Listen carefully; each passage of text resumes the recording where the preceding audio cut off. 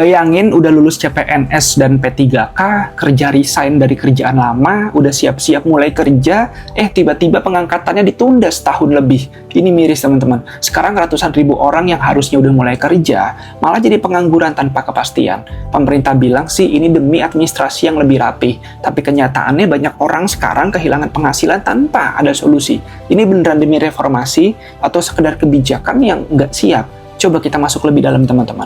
Jadi CPNS 2024 baru aja diangkat 1 Oktober 2025 mendatang. Sementara P3K harus nunggu sampai Maret 2026. Padahal sebelum ada pengumuman ini, mereka itu udah dikasih harapan kalau bakal dapat NIP dan mulai kerja tahun ini. Tapi mendadak pemerintah bilang pengangkatan harus dilakukan serentak biar lebih tertata.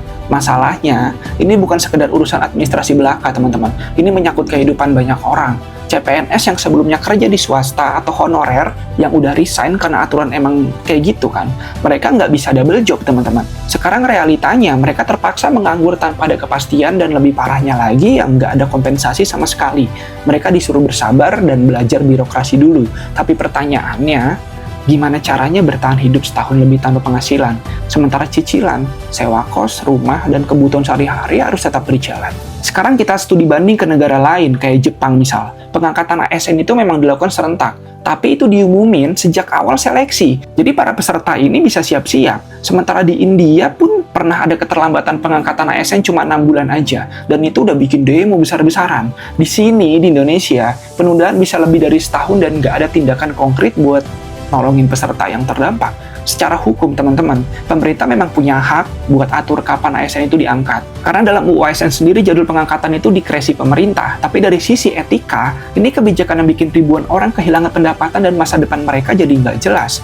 Makanya nggak heran kalau sekarang mulai banyak petisi online dan rencana aksi protes dari peserta. Kalau pemerintah beneran peduli, harusnya ada alternatif, bukan? Misal kayak pengangkatan bertahap sesuai kesiapan instansi, atau minimal ada bantuan yang udah nggak punya penghasilan. Kalau nggak ada solusi, ini bukan reformasi ASN Pak Bu, tapi masalah bikin calon ASN itu jadi korban. Sekarang pertanyaannya, ini keputusan yang adil atau justru bentuk ketidakpedulian pemerintah? Menurut kalian gimana teman-teman? Coba deh share pendapat, drop komen ya.